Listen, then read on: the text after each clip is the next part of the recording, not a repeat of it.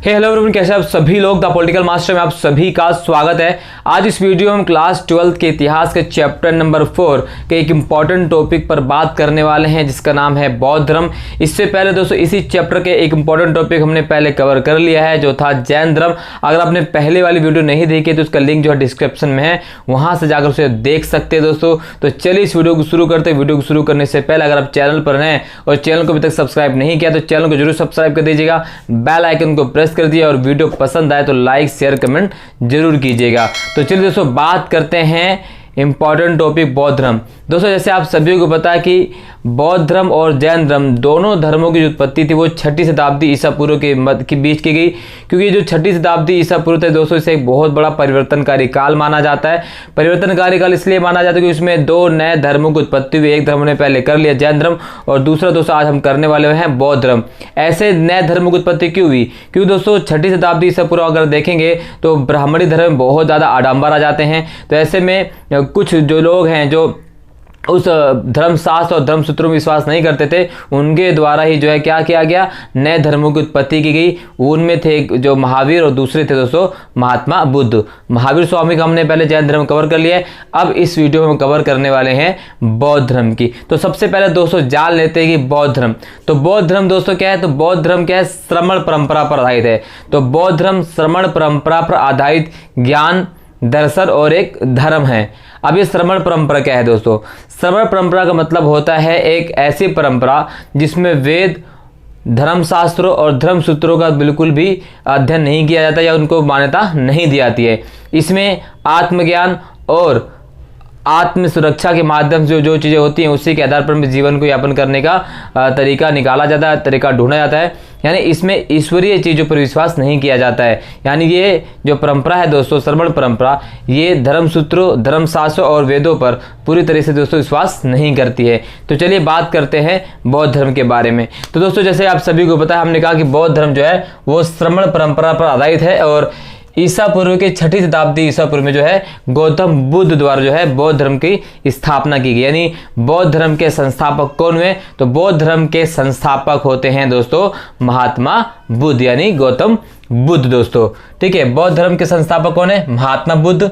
बुद्ध का अर्थ होता है दोस्तों प्रकाशमान या जागृत, और महात्मा बुद्ध को दोस्तों एशिया के ज्योतिपुंज के नाम से भी जाना जाता है। जी हाँ, एशिया के ज्योतिपुंज के नाम से भी महात्मा बुद्ध को जाना जाता है। महात्मा बुद्ध के पिता के नाम की बात करें तो महात्मा बुद्ध के पिता थे सुधोधन। सुधोधन दोस्तों क्या थे? कपिल वस्तु के शाक्यों के गणराजा थे। यानी अगर बात करें तो महात्मा बुद्ध के जो पिता थे वो उनका नाम सुधोधन था, और वो क्या थे? शाक्यों के, यानी कपिल वस्तु में शाक्य के उनके राजा थे। इस प्रकार से महात्मा बुद्ध क्या थे? शाक्य किसे थे? शाक्य थे। ठीक है, इन्हें महात्मा बुद्ध को शाक्य मुनि के नाम से भी जाना जाता है, शाक्य कुल संबंधी थे। जन्म कहाँ हुआ दोस्तों? तो जन्म शाक्यों की राजधानी कपिल वस्तु के समीप लुम्बिनी में हुआ था। जी हाँ, तो महात्मा बुद्ध के जन्म कहाँ हुआ? शाक्य की राजधानी कपिल वस्तु के निकट, ठीक है, लुम्बिनी हुआ। लुम्बिनी कहाँ पड़ता है? नेपाल में। और जन्म जो माना जाता है महात्मा बुद्ध का वो है 563 ईसा पूर्व। ठीक है, 563 ईसा पूर्व के जन्म को माना जाता है।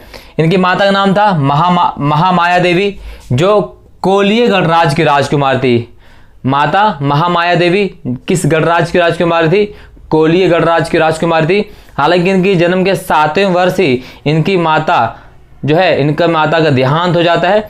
और इनका जो लालन पालन, जो पोषण है दोस्तों, इनका जो बचपन, जो इनको दिनचर्या थी, यानी लालन पालन किसके द्वारा किया गया?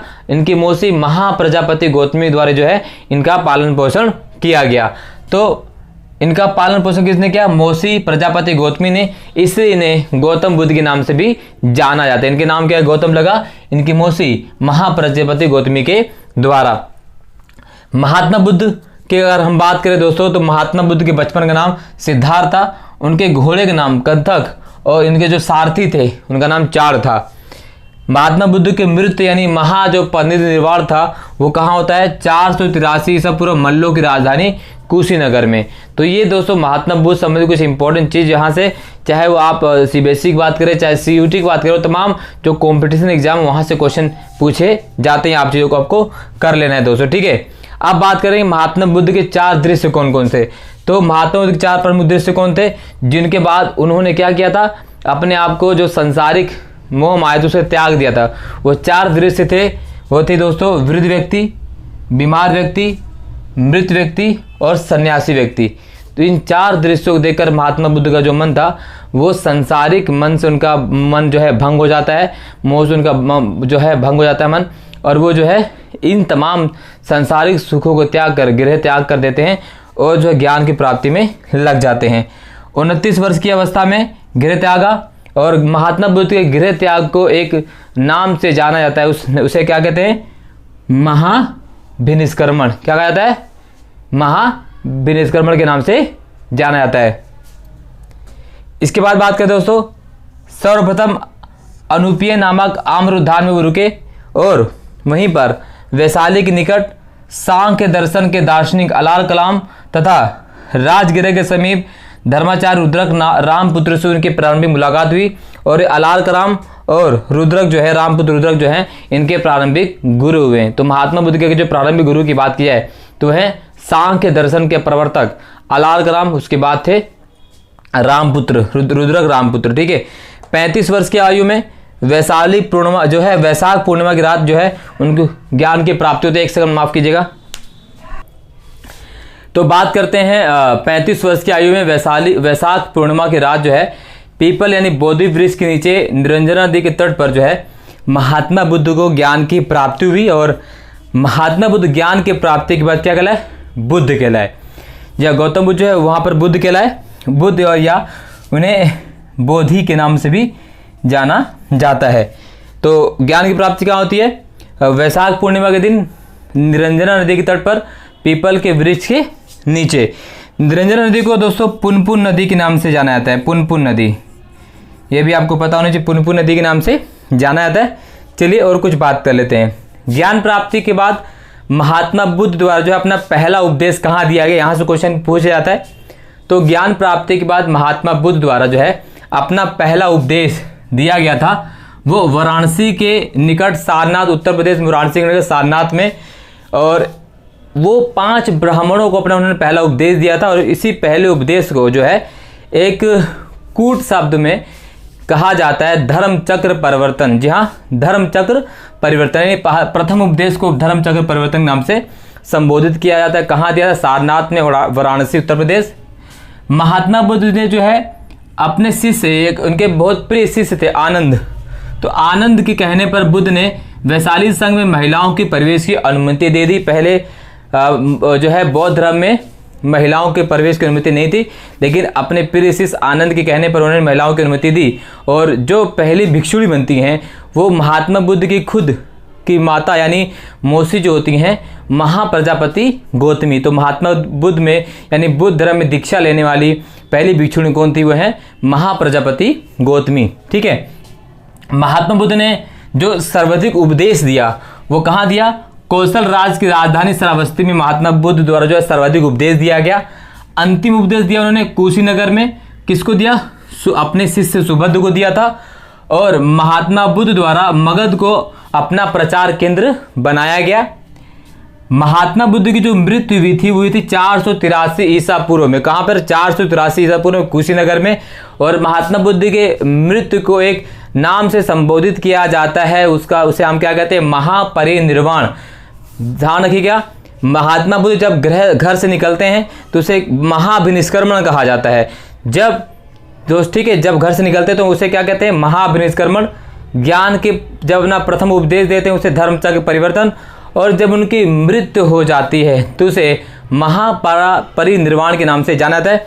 और ये जो तीनों घटना होती है दोस्तों ये वैशाख पूर्णिमा के दिन होती है, और इसलिए वैशाख पूर्णिमा जो है बहुत महत्वपूर्ण मानी जाती है बौद्ध धर्म में। चलिए समझ गए। बुद्ध जब महात्मा बुद्ध के महापरिनिर्वाण हो जाता है, उनकी मृत्यु हो जाती है, तो उनके अस्थि को जो है 8 जगहों पर जो है डिस्ट्रीब्यूट यानी बांट दिया जाता है। उसमें कौन कौन से? मगध, वैशाली, कपिलवस्तु, जो है अलकप, रामग्राम, पावा, कुशीनारा और वेथा द्वीप।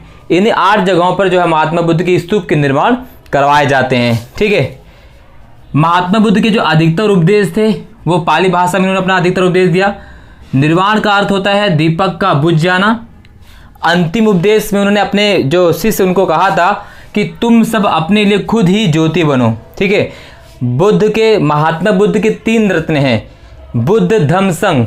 जो भी बुद्ध धर्म स्वीकार करता है उसे कहा जाता है कि अहम बुद्धम शरणम गच्छामि।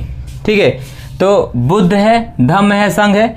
इसी प्रकार से बौद्ध धर्म में 4 आर्य सत्य हैं, दुख, दुख समुदाय, दुख निरोध और दुख निरोध गामिनी प्रतिपदा, 4 आर्य सत्य हैं। इसके अलावा महात्मा बुद्ध के 4 अष्टांगिक मार्ग हैं, जिन्हें मध्यम मार्ग अगर कहा जाता है कि महापरिनिर्वाण, निर्वाण की प्राप्ति तभी हो पाएगी जब आप अष्टांगिक मार्ग का पालन करेंगे। तो अष्टांगिक मार्ग क्या क्या है? सम्यक दृष्टि, सम्यक संकल्प, सम्यक वाक, सम्यक कर्मार्थ, सम्यक आजीव, सम्यक व्यायाम, सम्यक स्मृति और सम्यक समाधि। ये जो है 8 अष्टांगिक मार्ग हैं दोस्तों। तो ये कुछ महात्मा बुद्ध संबंधी इंपॉर्टेंट चीज़ें जो बार बार प्रश्न में पूछा जाता है। इसके अलावा अगर हम महात्मा बुद्ध के दर्शन की बात करें दोस्तों, तो दर्शन जो है, महात्मा बुद्ध जो है अनीश्वरवाद में विश्वास करते थे, यानी ईश्वरीय सत्ता में उनका कोई विश्वास नहीं था। शून्यतावाद, सत्ताहीन। ठीक है, उसके बाद अगर हम बात करें अनात्मवाद और क्षणिकवाद, कोई भी चीज़ स्थिर नहीं है। तो ये 4 महत्वपूर्ण दर्शन कौन कौन थे? अनीश्वरवाद, शून्यतावाद, अनात्मवाद और क्षणिकवाद। इसके अगर हम बात करें दोस्तों, तो अन्य अगर साहित्य की बात करें तो साहित्यों में महात्मा बुद्ध के जो साहित्यों को, जो उनके विचार हैं, जो उनके दर्शन हैं, उनकी जो सोच है, महात्मा बुद्ध के महापरिनिर्वाण के बाद जो है बौद्ध संगतियों का आयोजन किया जाता है और इन्हीं संगतियों में जो है चीज़ों को मनाया जाता है। ठीक है, तो वो कौन कौन से साहित्य हैं? सुत्त पिटक, जिसमें महात्मा बुद्ध के सिद्धांत दिए गए हैं। विनय पिटक में अनुशासन की बात की गई है। और अभिधम्म पिटक में जो तो उपदेश की बात की, जब महात्मा बुद्ध के उपदेश हैं वो अभिधम्म पिटक में बताए गए हैं। इसके अलावा अन्य साहित्यों की बात करें दोस्तों, तो है मिलिंद पन्हो, ठीक है, दीपवंश, महावंश, जातक कथा और महावस्तु, ये सब चीज़ें माने जाते हैं। इसके अलावा दोस्तों महात्मा बुद्ध को जो है भगवान विष्णु के 10वें अवतार में 8वां अवतार महात्मा बुद्ध को माना जाता है दोस्तों। और कुछ इंपॉर्टेंट फैक्ट बताएं तो आपको पता होना चाहिए कि संघ में प्रवेश जो व्यक्ति लेते थे उन्हें उपसंपदा कहा जाता था। ठीक, क्या कहा जाता था? उपसंपदा। संघ में प्रवेश करने के बाद पहले कुछ सालों में व्यक्ति को श्रमण कहा जाता था, 10 सालों के बाद उसे भिक्षु के नाम की संज्ञा दी जाती थी। ठीक है, इसी प्रकार से महात्मा बुद्ध की मृत्यु के बाद ठीक कुछ बौद्ध संगतियों का आयोजन किया गया। जो पहली बौद्ध संगति उसके उनके निर्माण के तुरंत बाद हुई पहली बौद्ध संगति, तो 483 ईसा पूर्व में राजगृह में, दूसरी 383 ईसा पूर्व में वैशाली में, तीसरी की अगर हम बात करें 250 ईसा पूर्व पाटलिपुत्र में, और चौथी प्रथम शताब्दी ईसा पूर्व या 72 ईस्वी में जो है होती है कुंडलवन कश्मीर में। ये सारी चीज़ आप देख सकते हैं स्क्रीन में, मैंने आपको पहले बता रखा है। इसके बाद दोस्तों जो है महात्मा बुद्ध का जो है धर्म जो है 2 भागों में विभाजित हो जाता है। एक को हीनयान और दूसरे को महायान कहा जाता है। महायान की बात करें तो जो बौद्ध धर्म की मूर्ति पूजा होती है वो महायान संप्रदाय संबंधित है, और हीनयान की बात करें तो वज्रयान या तांत्रिक जो पूजा अर्चना करते हैं उसे वो हीनयान में माने जाते हैं। इसके लिए कुछ इंपॉर्टेंट चीज़ें और मैं आपको बता दूं दोस्तों, जो बौद्ध धर्म है यह विश्व का पहला वैश्विक धर्म है। ठीक है, पहला वैश्विक धर्म कौन सा है?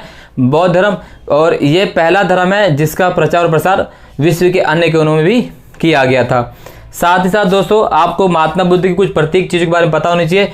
महात्मा बुद्ध जब घर से निकलते हैं तो उनका प्रतीक होता है घोड़ा। महात्मा बुद्ध का जन्म का प्रतीक है कमल और सांड। महात्मा बुद्ध के ज्ञान का जो प्रतीक दोस्तों वो है पीपल वृक्ष या बोधि वृक्ष, राइट। निर्वाण का प्रतीक है पद चिन्ह, और अगर उसकी बात करें दोस्तों मृत्यु का प्रतीक है स्तूप। तो ये दोस्तों जो है सभी चीज़ें जो है इंपॉर्टेंट थी महात्मा बुद्ध और बौद्ध धर्म से संबंधित। अगर वीडियो आपको पसंद है लाइक जरूर कीजिएगा, चैनल पर नए तो चैनल को जरूर सब्सक्राइब कर दीजिएगा, बेल आइकन को प्रेस कर दीजिए। बहुत बहुत धन्यवाद दोस्तों, इस वीडियो में बस इतना ही। जय हिंद।